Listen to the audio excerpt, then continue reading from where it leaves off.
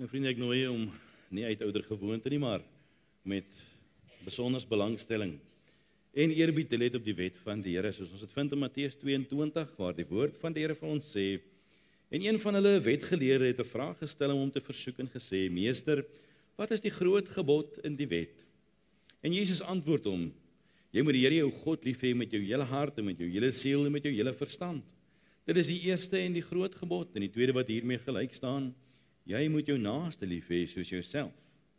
Aan hierdie twee gebooie hang die hele wet, die eerste 5 boeke van die woord van die Here, en die profete, die res van die Ou Testament, is hierop gefundeer.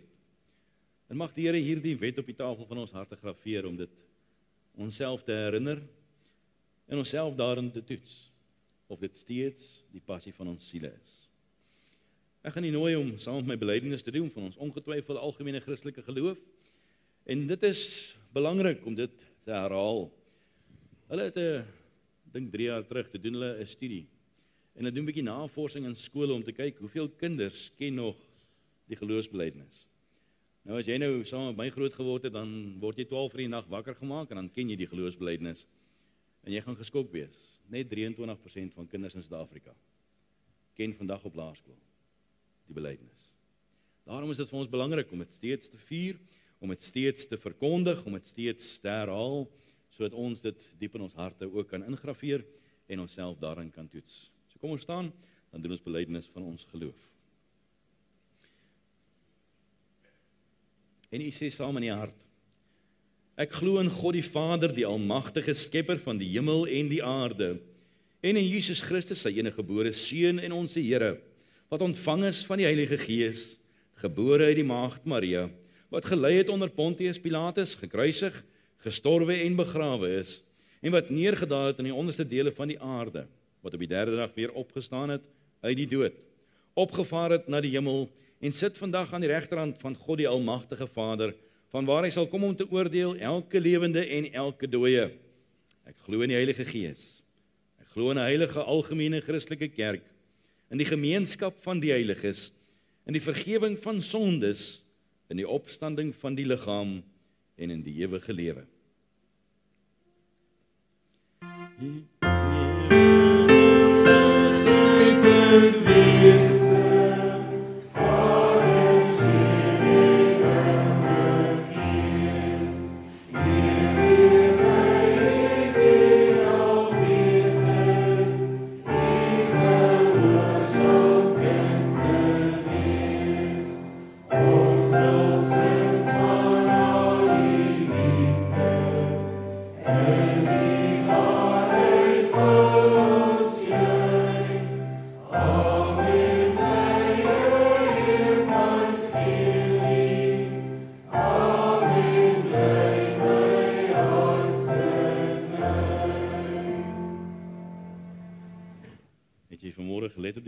Sopas gesing het, die gebed wat jy sopas gebid het, oor hierdie ewig onbegryplik wese, mag die Here dit vir ons kom wakker maak in ons siele, om dit keer op keer te kan onthou. Ek kan niks daar agter sien nie, is daar iets hier voorkant op of nie?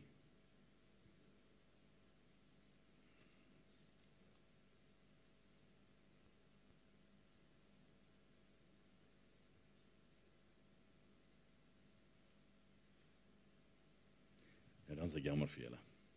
Ons gaan die woord van die Here saam oopmaak in Filippense 2.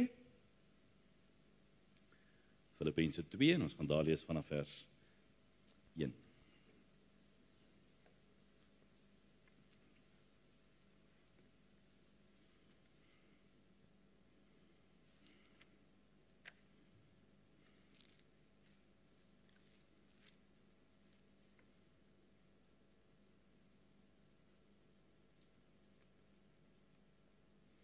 Ek lees vir ons voor vanaf vers 1. As daar dan enige troos in Christus is, as daar enige vertroosting van die liefde, as daar enige gemeenskap van die Gees, as daar enige innige tederheid en ontferming is, maak dan my blydskap volkome, deur eensgesind te wees en dieselfde liefde te hê, een van siel, een van sin.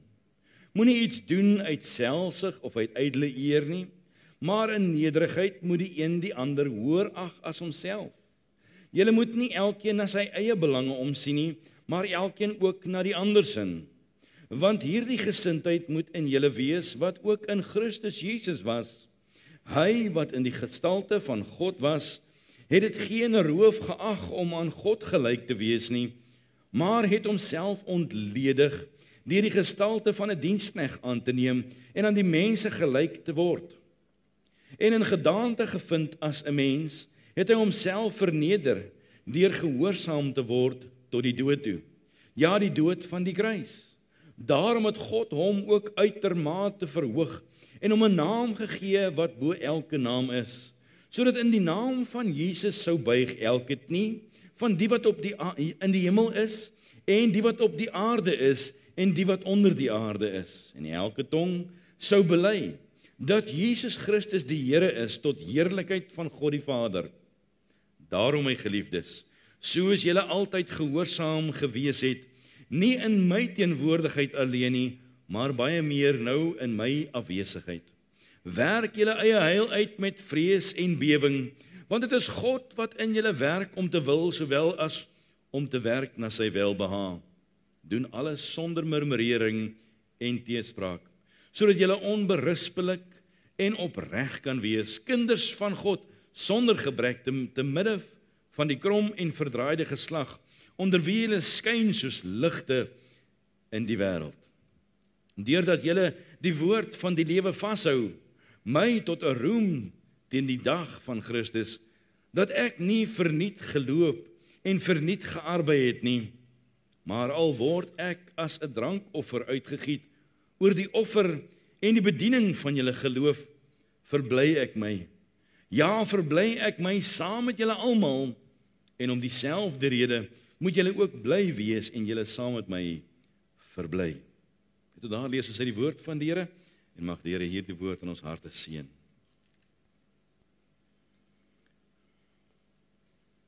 Nou vriende, as ons na hierdie gedeelte kyk, dan vind ons hierdie onderwerp wat vir ons uitgewys word om lig te wees in hierdie donker wêreld. 'n Donker wêreld wat eintlik oorweldigend is as ons kyk na wat rondom ons aan die gang is. Nou sê Matteus 5 vers 14 tot vers 16 vir ons, julle is die lig van die wêreld. 'n Stad wat bo op 'n berg lê, kan nie weggesteek word nie, en 'n mens steek ook nie 'n lamp op en sit dit onder 'n maatemmer nie, maar op 'n staander. En ek en jy is daardie lig wat in die wêreld moet inskyn. Ons is daardie lig wat daardie verskil moet maak in hierdie samelewing waarin ons is. Filippense 2 vers 15 sê die woord van die Here, sodat julle onberispelik en opreg kan wees, kinders van God sonder gebrek, te midde van 'n verdraaide geslag. Krom en verdraaide geslag, as 'n woordjie afgesny. Onder wie julle skyn soos ligte in hierdie wêreld. En ek wil met u praat oor hierdie onderwerp om 'n helder lig te wees in hierdie donker wêreld. Helder ligte in hierdie donker wêreld is wat nodig is in ons dag. Helder ligte is uiters belangrik, van ons familie tot in ons kerk, tot deur in ons vriendekring en daar buite in die wêreld waar ons te doen kry met mense aan wie ons blootgestel word. Want duisternis is amper nie eens 'n woord om te beskryf wat vandag in die wêreld aan die gang is nie. Dis eintlik afskuwelik as ons sien wat rondom ons gebeur. In die afgelope week hoor ons hoe dat daar in Amerika alweer derde wêreldoorlog uitgeroep word voor die wêreld. Asof dit maar net 'n speletjie is wat gespeel moet word en miljoene mense daardeur kan doodgaan, maar dit word soms so genoem in die algemeen van die lewe. Ons sien hoe dat geld verduister word van die een punt van hierdie aardbol na die ander punt van die aardbol. Geld wat betand gesteel word en mense se besittings wat nie gerespekteer word nie. Ons sien bedrog en moord en doodslag. En ek het 'n webblad wat 'n vriend van my gestuur het, wat vir jou verstommende inligting gee. En hier sê so 'n paar van die statistieke wat hy gee. Ons is heidaglik 8.213 miljoen mense op hierdie aarde, waarvan 14 miljoen mense in die afgelope week, Vrydagoggend om 9 uur, alreeds gesterf het in die jaar. En 140.000 net Vrydag gesterf het. Ons leef in 'n wêreld waarin ons meegesleep word deur die media en die duister agendas van die media na vorentoe gebring word met nuusblaaie wat uitgegee word van 376 miljoen in een dag. En TV's wat verkoop word in die wêreld waardeur hierdie media op 'n duistere agenda in die wêreld ingestuur word met 558.000 TV's wat net Vrydag verkoop is. En dit was die 9 uur die oggend. Selfone is oor die 6 miljoen net vir die dag gewees. Geld wat gespend is in TV-speletjies en rekenaarspeletjies is 276 miljoen net op Vrydag. Die internetgebruikers wat op daardie dag ingelog het teen 9 uur die oggend, 6.5 biljoen wat op die internet iets gesearch het op Google. Hoe verskriklik is dit nie as 'n mens dink aan die invloed van dit nie. Maar dit gaan verder. As jy wil sien hoe duister hierdie wêreld is waarin ons leef, dan sien ons dat hulle sê dat daar toksiese chemikalieë in hierdie wêreld van ons versprei word en ingestuur word en weggegooi word van oor die 2 miljoen ton vir hierdie jaar alreeds. 25.000 mense het gesterf teen Vrydagoggend 9 uur vir die dag aan honger. 755 miljoen mense het nie toegang Vrydagmôre gehad tot skoon drinkwater nie.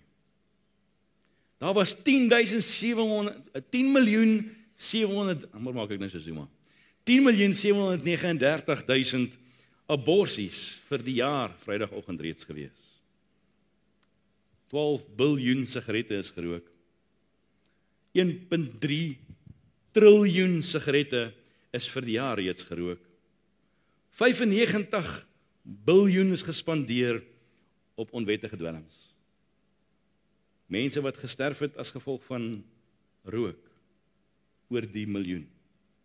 Mense wat gesterf het as gevolg van drankmisbruik, byna 600.000. Mense wat gesterf het as gevolg van omdat hulle hand aan hulle eie lewe slaan en die wêreld vir hulle net te veel geword het, 255.000. Wat 'n donker wêreld. Wat 'n donker beeld wat rondom ons afspeel. En ons word dag vir dag aan hierdie wêreld blootgestel en hierdie wêreld het lig nodig, soos nog nooit vantevore nie, want daar's geen ander lig vir hierdie wêreld as die lig wat ek en jy skyn. En dis die lig van die Here Jesus wat deur ons moet straal.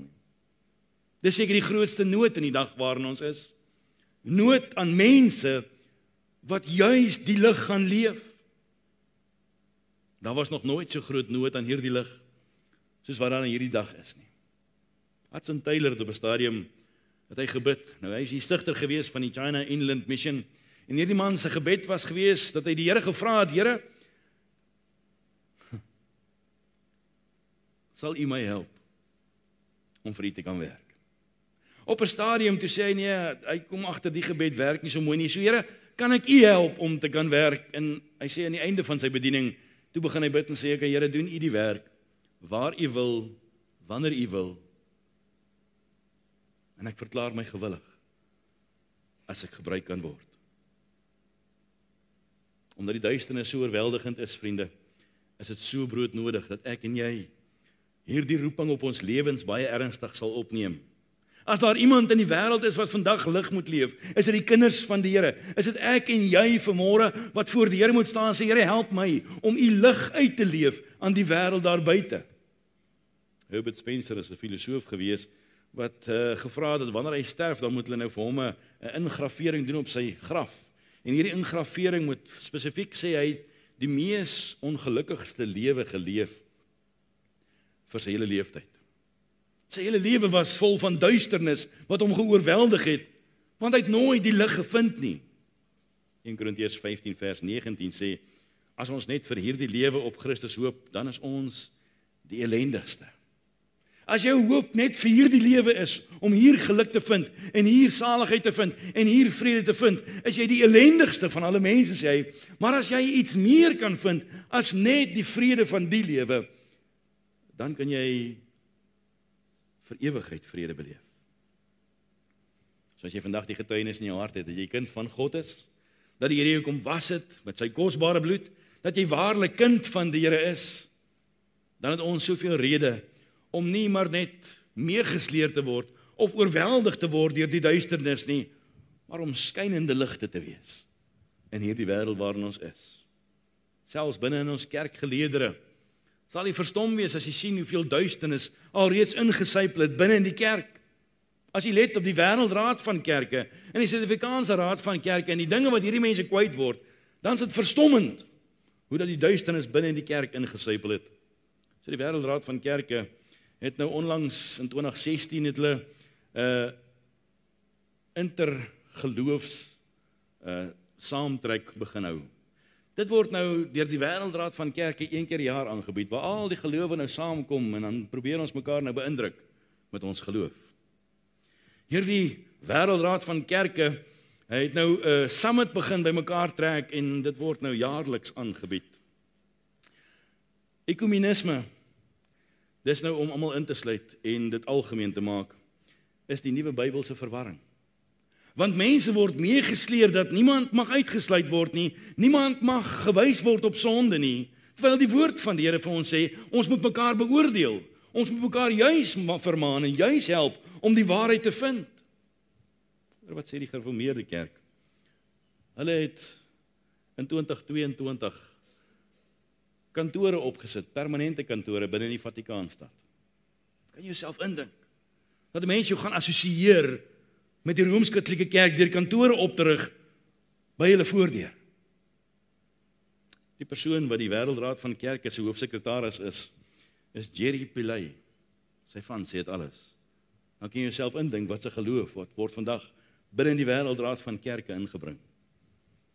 Die Wêreldraad van Kerke promoveer vandag om gay te wees. Die Wêreldraad van Kerke promoveer vandag dat ons nie sonde mag veroordeel nie, dat ons nie sonde mag aanspreek nie. Die Wêreldraad van Kerke lê juis agter dit, dat daar wetgewing in Suid-Afrika op hierdie stadium inkom, wat as iemand deur ver verbystap en hy voel dat ek hom oordeel, omdat hy een of ander alfabetiese naam het, en ek hom nie huldig vir wie hy dink hy is, of hoe hy voel hy is nie, dan kan ek 5 jaar tronkstraf kry. En daarom verwerp ons dit wat aan die gang is. Want is alles deel van die duisternis van die dag waarin ons leef. Kyk wat gebeur in die werksplek. Hoe dat mense wat kinders van die Here wil wees, geviktimiseer word omdat jy die naam van Jesus gebruik. Omdat jy Jesus verkondig. Omdat jy bekommerd en besorgd is oor mense siele. Dink aan jou vriendekring wat die impak is, die oomblik as jy begin praat oor die Here Jesus. Hoeveel van die vriende val baie vinnig af? Duisternis word verdoesel. En so kom 'n mens by die plek dat 'n mens besef dat ons hoort nie hier nie. Maar ons is hier. En in die tyd wat ons hier is, moet ons hierdie lig wees vir hierdie donker wêreld. So ek het 4 voorbeelde uit die woord van die Here wat ek graag in hierdie môre vir u wil voorhou, sodat u kan kyk na iemand wat hierdie lig was vir hierdie donker wêreld. En die eerste een is Noag. Noag wat 'n man was in die tyd wat Noag daar was, wat dit totaal goddeloos was. Daar was soveel ongeregtigheid gewees, daar was soveel besoedeling gewees, daar was soveel afgoderry gewees, dat dit die norm geword het in daardie dag. 'n Oorweldigende tyd wat hy ingeleef het, amper skokkend. Mense het die spot gedryf met Noag, omdat hy die regte ding wou doen. Mense het die spot gedryf met Noag, omdat hy gehoorsaam wou leef. Mense het hom gemaak asof hy die een is met 'n skroef of twee wat los is. Genesis 6, vers 12 en vers 13 sê, toe sien God die aarde aan en dit was verdorwe, want alle vlees het sy wandel op die aarde verderwe. En God sê vir Noag, die einde van alle vlees het volgens my besluit gekom, want die aarde is deur hulle vervul met geweld. En kyk, ek gaan hulle saam met die aarde verdelg. Totale verdorwenheid, totale verval. Die vlees het so verderflik begin handel, dat dit iets verskriklik is wat begin gebeur het. Daardie geweld was onophoudelik. Soos in die dag waarin ons leef, met al die duisternis en al die afval, soveel so dat dit alles verdelg moes word. Noag was een enkeling wat gehoorsaam was een enkeling wat sy hele lewe in gehoorsaamheid wou leef. Dit het deurgesypel na sy gesin toe, dit het deurgesypel na sy hele wese toe, sy hele karakter is daardeur geken gewees. Daarom sê die woord, dat hy geken was as die prediker van geregtigheid. 2 Petrus 2 vers 5 sê die woord, en die ou wêreld nie gespaar het, maar Noag die prediker van geregtigheid, met 7 ander bewaar het, toe hy die sonvloed oor die wêreld van goddelose mense gebring het. 'n enkeling uit die hele wêreld uit, wat as die prediker van geregtigheid geken is. Hierdie man het uitgestaan met die lig van God wat deur hom gestraal het, en terwyl die hele wêreld veroordeel is vir hulle sedeloosheid en immoraliteit, was hierdie man en sy gesin nie daardeur besoedel nie. Hebreërs 11 vers 7 sê, deur die geloof het Noag, toe hy 'n goddelike waarskuwing ontvang het aangaande wat nog nie gesien was nie, met eerbiedige vrees die ark gereed gemaak, tot redding van sy huisgesin, waardeur hy die wêreld veroordeel het, en 'n erfgenaam geword het van die geregtigheid, wat volgens die geloof is. Hierdie man, sy lewe was so oorgegee in die Here, dat hy werklik 'n waarskuwing van God homself ontvang het, oor die oordeel wat op pad is. Hy het hierdie woord gevat en hy het begin handel in gehoorsaamheid, op daardie woord om hierdie ark te bou. En hy het erfgenaam geword van die geregtigheid. Dit beteken hy is gered, deur sy geloof. Nee, hy is nooit gered, omdat hy die wet geonderhou het nie. Hy is nooit gered, net omdat hy die ark gebou het nie. Hy is gered, omdat hy sy volle vertroue op God geplaas het, en besef het, dat hy as mens is vuil en beklaanswaardig. En hy was die lig in prediking vir die wêreld. Hy was die lig in hierdie donker, duister wêreld waarin hy homself bevind het. Hy was selfs die lig binne in sy eie familie, deur gehoorsaam te wees, daar waar dit saak maak. En omdat hy daar die lig was die duisternis nie deel van sy huis nie. Was die duisternis nie deel van sy huwelik nie. Was die duisternis nie deel van sy kinders se opvoeding nie. As gevolg van daardie lig was die afval van hulle weerhou. O vriende, ons leef in 'n dag waarin daar hierdie lig nodig is. Hierdie lig van gehoorsaamheid, hierdie lig van om nie besoedel te word met wat die wêreld bied nie, hierdie lig wat daardie verskil maak, om die lig in my huis te laat skyn, die lig in my werk te laat skyn, die lig in my hele wese so te laat skyn, sodat ek nie besoedel word deur die duisternis wat rondom ons aan die gang is nie. Hoeveel duisternis is daar vandag in die plek waar jy jouself vind? Hoeveel duisternis is daar vandag in jou werksplek? Hoeveel duisternis is daar vandag wat binne in jou huis toegelaat word? Hoeveel duisternis is daar vandag in jou besigheid, in jou vriendekring? En dan wil ons baie self beroem en sê, maar ek leef gehoorsaam. Maar ons leef in die middel van al die duisternis, doodtevrede met die duisternis wat rondom ons aan die gang is. Nee, Noag was nooit tevrede nie. Daarom het hy hierdie lig geleef. Daarom was hy die prediker van geregtigheid, eerste vir sy eie huis, en die res van die wêreld het hy die woord voorverkondig. En daardie lig het geskyn. Vriende, is die lig wat in jou moet wees, dalk net so donker soos wat in die wêreld is? Is die lig wat buite kan skyn en die lig wat binne kan skyn nie groot verskil nie? Is daar vandag die lig van die hemel in jou woorde? Is daar vandag die lig van die hemel in jou humor? Is daar vandag die lig van die hemel in jou gemoed? Is die lig van die hemel vandag in jou tydsverdryf? Ja, wanneer dit swaar gaan en wanneer dit seer is. Wanneer jy verneder word. Wanneer jy vertrap word. Hoeveel van die lig wat God in ons wil kom uitstraal na buitekant toe, vir 'n wêreld wat duister en donker is. Hoeveel van die lig wys vandag in jou en my lewe, in ons gehoorsaamheid? Of is ons dalk soos 'n mamba? Jy het gesien 'n mamba?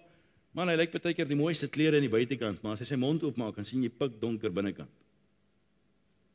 Dit hoe dit lyk baie keer as ons mond oopmaak. Dit baie keer wat in ons siel in die gang mag wees. Daarom moet ons let op hierdie man Noag. Sy woorde was lig. Sy wese was lig. Sy kultuur was lig. Sy werke was lig. Want wat hy gedoen het hy gedoen in die vrees van die Here, in gehoorsaamheid. En daarom moet ons die Here vertrou en sê, Here, help ons dat ons sal let op hierdie man Noag, sodat ons gesin, ons familie, ons vriendekring, ons werksplek en ons omgewing die lig van die hemel in ons sal sien. Ons moet soos Noag hierdie lig wees in elke opsig van ons lewe. Dit jouself so, as jy nie jou dag moet vat en jou 24 uur van 'n dag moet vat, hoeveel van daardie 24 uur is lig? Hoeveel van daardie 24 uur is donker? En dan kyk ons na Eskom en ons is ongelukkig oor die load shedding in Eskom. Hoeveel load shedding is daar vandag in jou siel? Hoeveel donker is daar vandag? Wat dit saak maak. In jou gesprekke, in jou motiewe, in jou agenda, in die beginpunt van waaraf jy dinge doen. Hoeveel van die lig van die hemel skyn dwars deur jou wese, sodat jy ook 'n prediker kan wees van jou lewe as 'n prediker van geregtigheid. Hoe brand die lig van God in jou getuienis? Of hoeveel keer beklad ons die getuienis deur die duisternis wat ons leef? Ons moet die Here vertrou, Here help ons, dat U lig uit ons sal uitstraal, dat ons die verskil kan maak, hier waar ek is, so klein bietjie verder in my vriendekring, en tot waar U my mag laat gaan, Here, laat U lig in my skyn. Hoeveel van die lig van die hemel is in jou bydra? Hoeveel van die lig van die hemel is in jou toewyding vir sy saak? Hoeveel van die lig van die hemel is in jou bywoning van onderlinge byeenkomste? Hoeveel van die lig van die hemel is in jou ywer vir die saak van die Here? Hoeveel van die lig van die hemel is in jou gewilligheid om te dien en te doen vir die koninkryk van God? Of is die lig dalk gedemp? Is die lig dalk geblaas? Is die lig dalk gesteel of verdof? Is dit dalk verdoesel of besoedel?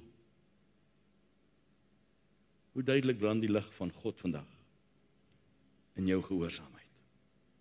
Die skrywer het gesê, when we live among each other and the world looks at us, what do they see?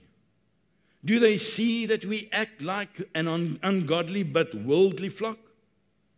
Do they see that your life is a confession of the obedience to the living God? Obedience to His word alone. Is dit wat jou lewe van getuig? Hierdie toewyding om gehoorsaam te leef.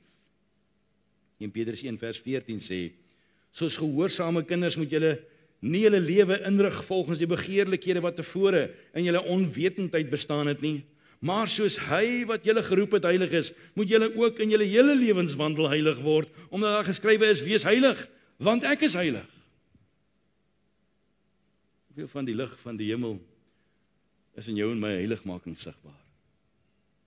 Hoe brand die lig van die hemel vandag, daar waar niemand van weet nie? Dit het my so getref. Die Here met my praat en my sê, Johan, hoeveel van my lig skyn binnekant jou? Jy sien die probleem, vriende, ons leef in 'n tyd wat, daar is soveel duisternis, almal is tevrede met duisternis. Maar God het 'n prediker van geregtigheid nodig. En elkeen van ons het 'n kansel. En dis jou lewe, is jou kansel. En jy kan die prediker van geregtigheid wees, alleen as jy gehoorsaam leef aan die Here. Die tweede een wat vir my uitstaan is, Daniël.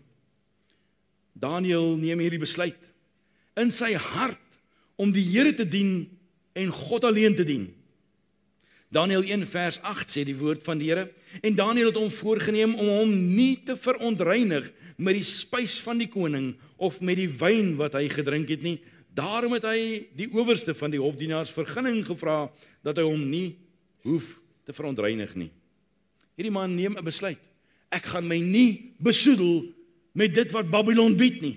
Ek gaan my nie besoedel met die afgoderry nie. Ek gaan my nie besoedel met hulle kultuur nie. Ek gaan my nie besoedel met hulle belange nie. Ek gaan my nie besoedel met hulle tydsverdryf nie. Ek gaan my nie besoedel met hulle maniere nie. En hy neem hierdie besluit terwyl hy weet hy gaan vervolg word daarvoor. Daniël 6 vers 10 sê, hierom het koning Darius die bevelskrif en die verbod geskrywe. En net toe Daniël verneem dat die bevelskrif geskryf is, het hy in sy huis gegaan en hy het in sy bokamer venster gehad, wat oop was in die rigting van Jerusalem. En hy het 3 maal op 'n dag op sy knie geval en gebid en lofprysinge uitgespreek voor sy God, net soos hy tevore gedoen het. Daarop het daardie manne aangestorm en Daniël gevind, terwyl hy bid en voor sy God om genade smeek. Hierdie man bid vir genade. Hy bid vir die Here van die leerskare. Hy bid vir herstel vir sy volk, om terug te gaan na die beloofde land toe. Hy weet wat die belofte is. Julle gaan vir 70 jaar hier wag. En na 70 jaar sal ek julle herstel. Maar hy bid nog steeds. En sy raamwerk van God se genade is nie om nou in die omstandighede maar net happy-go-lucky te wees nie. Hy weet hy gaan vervolg word. Maar te midde van die vervolging het hy 'n belofte in sy hart. 70 jaar later sal God my herstel. Niks het verander vir Daniël nie. Hy het 'n besluit geneem, te midde van die duurste prys wat dit hom kon kos. Is dit nie presies nodig wat ek en jy vandag moet doen nie? Dat ons besluite moet neem, om te doen wat ons moet doen, en ons nie te besoedel met die wêreld nie, al kos het ons wat. Dit was Daniël se behoud. Daarom was hy nie besoedel gewees nie. Want hy het nooit ingegee vir Babylon se kultuur nie. Hy het nooit ingegee vir wat Babylon het om te bied nie. Come hell or high water, Daniël staan vas. En hy is 'n ou kindjie gewees wat in 'n vreemde land opgeëindig het. En hier sit ons. Groot, oud en lelik partykeer. En ons is maar dood happy om maar deel te wees van die ou wêreld en laat dit maar gebeur. Laat God se water oor God se akker loop. Daniël het een prioriteit gehad. En dit was God alleen. Die liefling van sy siel. En ons moet op daardie plek kom, as ons nie hom gaan huldig as die liefling van my siel, as die prioriteit van my lewe nie, dan gaan ons meegesleer word vir die afgoderry van ons dag, want ons leef vandag in hierdie Babylon. Met afgoderry in sport, en afgoderry in geld, en afgoderry in gemak, en afgoderry in trots, en vlees, en self. Nou vriende, jou en my lewe moet so skyn, soos 'n helder lig in hierdie donker wêreld, omdat ons nie toelaat om besoedel te word, en meegesleer te word, maar dat Jesus ons banier sal wees. Dat die wêreld sal weet, hy is my prioriteit, hy is my enkel anker, hy is my enigste troos, en aan hom sal ek vashou. En as gevolg van hierdie keuse wat hy kon maak om nie besoedel te word met die wêreldse dinge nie, is hy verlig. Is sy gemoed verlig. Is sy siel verlig. En kon hierdie man vas staan in die Here vir 70 jaar lank. En soos Daniël het ek en jy nodig om hierdie besluit te neem. Dis wat die wêreld nodig het.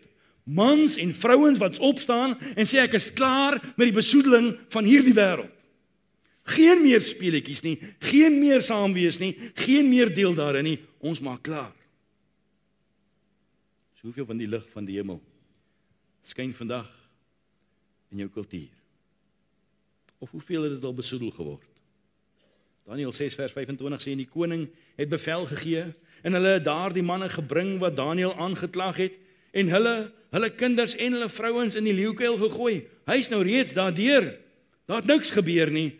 Nou word hulle in die leeukuil gegooi, en hulle het nog nie die bodem van die kuil bereik nie, of die leeu het hulle oorweldig en al hulle bene vermorsel.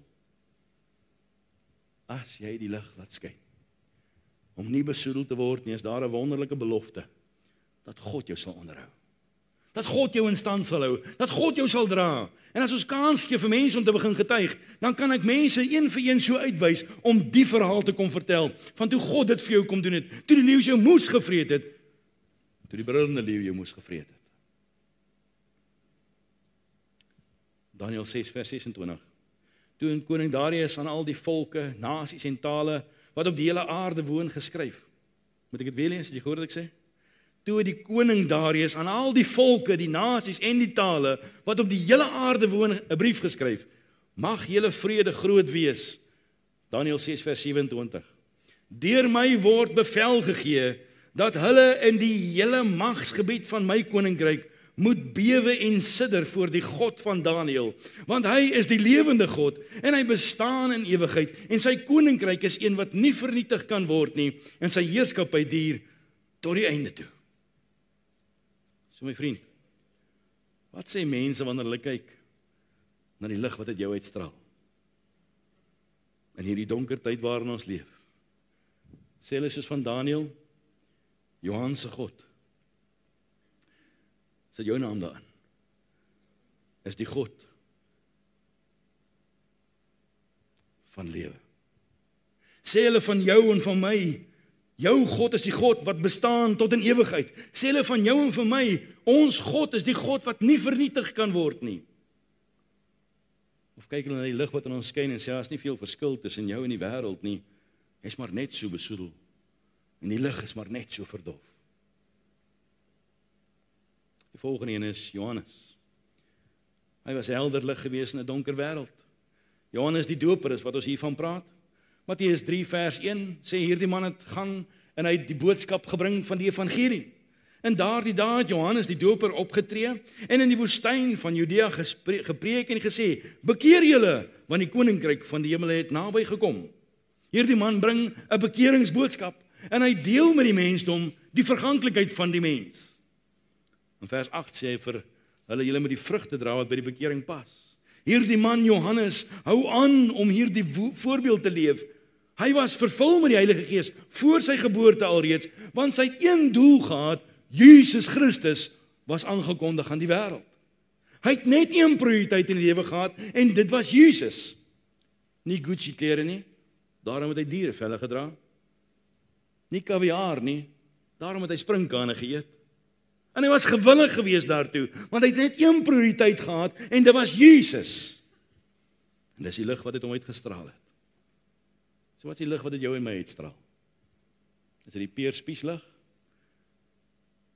Is dit die Joubert-lig? Wat is die lig wat uit jou en my uitstraal? Is dit een of ander welbekende in die wêreld wie se lig deur ons kom skyn en ons probeer om soos daardie persoon te wees? Is dit die lig van trots? Is dit die lig van eie waan? Is dit die lig van eie willigheid wat uit ons straal?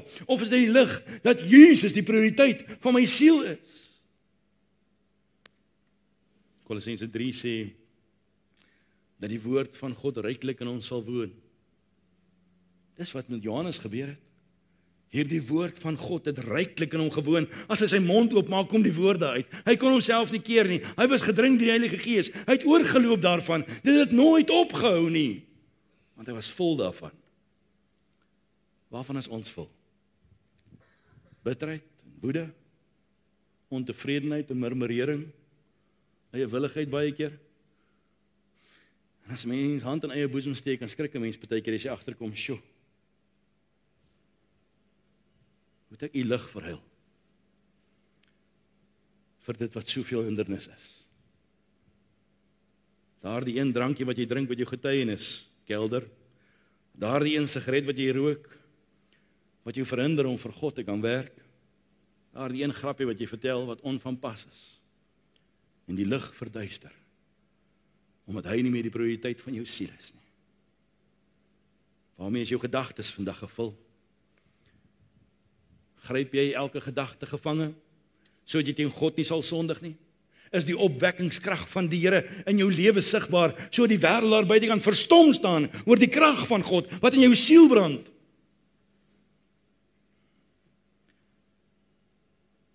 O vriende, die lig wat vol is van innerlike ontferming, soos Johannes in, moet jou en myne wees.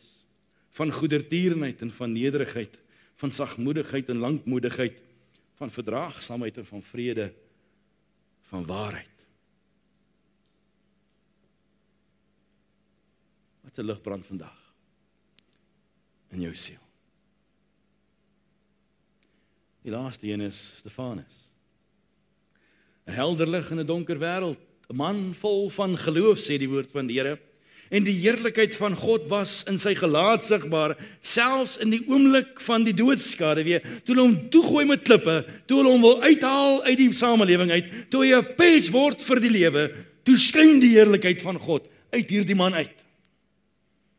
Handelinge 6 vers 5 sê, en die woord het byval gevind by die hele menigte, en hulle het gekies, Stefanus, 'n man vol van geloof en van die Heilige Gees. Hierdie ou was so vol van die Gees dat dit uit hom uitgestraal het. Dis hoe duidelik die lig in hom was. Hoofstuk 7 vers 51 sê, maar julle hardnekkiges en onbesnydenis van hart en ore, julle weerstaan altyd die Heilige Gees, net soos julle vaders, so ook julle. Nou het jy 'n keuse vandag. Of daar kan getuienis van jou in die hemel gelewer word, jy's 'n man vol van geloof in die Heilige Gees, of daar's vanmôre getuienis in die hemel, jy's hardnekkig, onbesnede van hart, onbesnede van ore, en jy weerstaan die Heilige Gees. Sjoe. Hoe lyk die lig wat in jou siel brand? Soveel keer kan die woord nie gebring word nie, want daardie woord word nie geleef nie. Maar Stefanus kan sy lewe aflê vir hierdie woord, want dit straal uit hom uit. Handelinge 7 vers 59 sê, en hulle het Stefanus gestenig, terwyl hy die Here aanroep en sê, Here Jesus, ontvang my gees. En hy het op sy knieë neergeval en met 'n groot stem uitgeroep, Here, reken hulle hierdie sonde nie toe nie.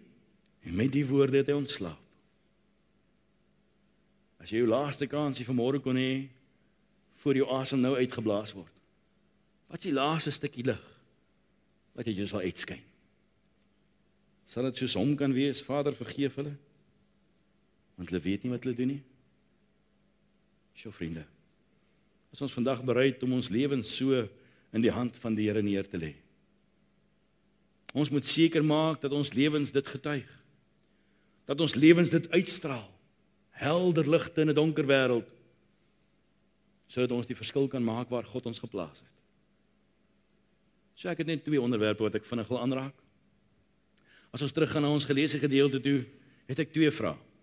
Hoe skyn ek helder in hierdie donker wêreld? En die tweede vraag, hoe helder skyn ek in hierdie donker wêreld?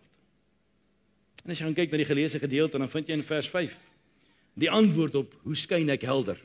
As jy vanmôre hier sit en sê, dis reg doen nie, ek is gewillig doen nie, en ek wil graag daar wees en ek wil graag dit doen, maar hoe doen ek dit? Is daar baie in die Bybel wat vir ons wys, hoe helder kan ons skyn? Maar daar is net 10 wat ek wil uitsonder in hierdie gedeelte vanaf vanmôre. En die eerste een is in vers 5. As jy 'n helder, skynende lig wil wees in hierdie donker wêreld, dan moet jy die gesindheid van Christus Jesus in jou lewe hê. Daardie gesindheid om jouself te offer en jouself te gee, daardie gesindheid om jou lewe neer te lê, daardie gesindheid om te doen wat die wil van die Vader is en net daarvolgens te leef en niks anders nie. Die tweede een is om gehoorsaam te leef, volgens vers 12. En sonder hierdie gehoorsaamheid is daar nie lig wat uit my uitstraal nie. Die derde is in vers 13, as jy graag die lig wil laat skyn in hierdie donker wêreld in, dan moet jy God toelaat om in jou te werk om te wil. En as jy God toelaat om in jou te werk om te wil, en jou wil is sy wil, en sy wil is jou wil, dan is dit wonderlik wanneer jy op daardie gemeenskapgrond is, sodat jy die wonder van God kan beleef, sê vers 13, want sy lig skyn deur my. Vers 14 sê, dan moet jy lewe voor die Here sonder om te murmureer. Ja, ons moan en groan verskriklik. Sluit myself in. Ons het baie dinge waaroor ons baie murmureer. Hoe kan die lig van die hemel uit my uitstraal, as ek murmureer oor die lewe wat God vir my beskik het?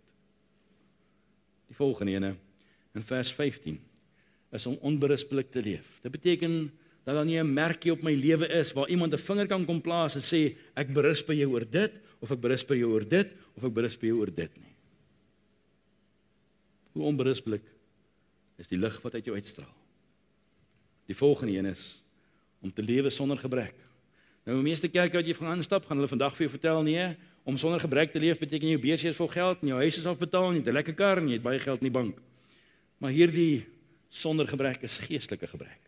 Dat jy volkome heilig sal wees, dat jy werklik daardie lewe sal leef tot eer van die Here, dat jy daardie lewe sal leef tot oorgawe aan die Here, sonder gebrek, sodat jy nie geestelik in die geloof sal veragter nie. Dis die gebrek waarvan gepraat word. Vers 16 sê, as jy dat die lig uit jou uit wil laat straal, dan moet jy vashou aan die woord van die Here. Hierdie woord van die Here moet jou anker wees, hierdie woord van die Here moet jou standaard wees, hierdie woord van die Here moet jou bron wees, hierdie woord van die Here moet jou lewe wees, dis die brood van die lewe wat jou moet voed. Die volgende ene is in vers 15, waar hy sê, as jy die lig van die hemel uit jou laat uitskyn, dan moet jou arbeid nie verniet wees nie. Dit beteken jy moet nie fokus op die tydelike nie, maar jy moet fokus op die ewige. Jy moet nie fokus op wat mot en roes verniel nie, maar jy moet fokus op dit wat ewigheidswaarde het. Dit is daar die deel van die arbeid wat nie hout, hooi en stoppels is nie. Verder sien ons in vers 17, as jy die lig uit jou wil laat uitstraal, dan moet jy jouself uitgiet as 'n drankoffer in die dienswerk van die Here. Ja, dit beteken jy gee jou alles. Jy gee nie net 'n bietjie nie, daar bly nie 'n druppel oor nie. En die laaste een is, dat jy daardie blydskap sal hê, wat van die troon van die hemel afkom. In vers 18. Hoeveel van die lig van die wêreld sien mense in jou en my lewe raak? As die wêreld na ons kyk, hoeveel sien hulle? So kom ons doen gou 'n klastoetsie. Onthou julle die goeie ou dae? Daai 10 punt toetsie, net 10 punte julle, gaan saam met my. Hoe skyn die lig in jou? Gesindheid. Merk jouself. Hoe skyn die lig in jou gehoorsaamheid? Merk jouself. Hoe skyn jou lig in God se werk en God se wil vir jou lewe? Hoe skyn jou lig in murmurering? Hoe skyn jou lig in onberispelikheid? Hoe skyn jou lig sonder gebrek? Hoe skyn jou lig in die woord van die Here? Hoe skyn jou lig in jou arbeid wat nie verniet moet wees nie? Hoe skyn jou lig wanneer jy as 'n drankoffer uitgegiet moet word? Hoe skyn jou lig as jy vol blydskap moet wees? Ons gaan liewers nie punte vra vanoggend nie.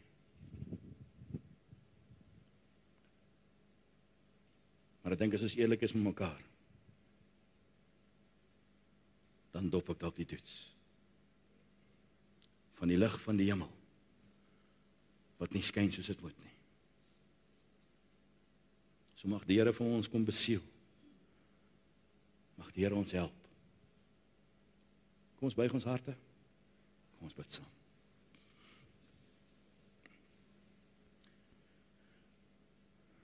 Daar waar jy sit in jou gemoed, weet jy in hierdie môre een van hierdie sake wat genoem is dalk nie jou deel nie. Is dalk nie wat dit moet wees nie. En ek wil nou nie vanmôre interfereer met jou nie. Dis nou 'n saak tussen jou en die Here. Jy weet hoeveel lig daar is. En jy weet vanmôre hoeveel duisternis daar is in jou binnekant.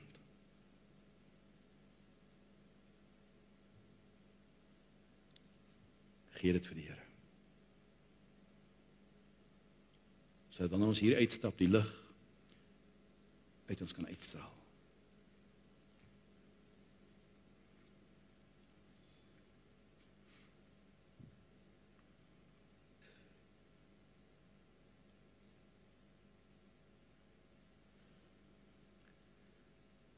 Hemelvader, baie dankie dat ons in hierdie môre ons hart voor U kan kom buig. Wanneer ons besef dat ons 'n toets gedop het, 'n toets gedryf het, en die lig van die hemel nie soveel skyn soos wat dit behoort te skyn, Here. Omdat ons dinge toegelaat het en dinge aanvaar het. dan besef ons vandag, Here, hoe vuil en beklaanswaardig ons eintlik is. En wil ek U vanmôre kom vra, Here, asseblief, gaan my nie verby, o Heiland. Wil U ander seën, seën nou ook my. Dankie dat ons kan weet vanmôre, U wil is dat U lig in en deur ons sal skyn in hierdie donker wêreld. Help ons, Here, om nie U naam of U lig skade aan te doen, terwyl die wêreld na ons kyk nie.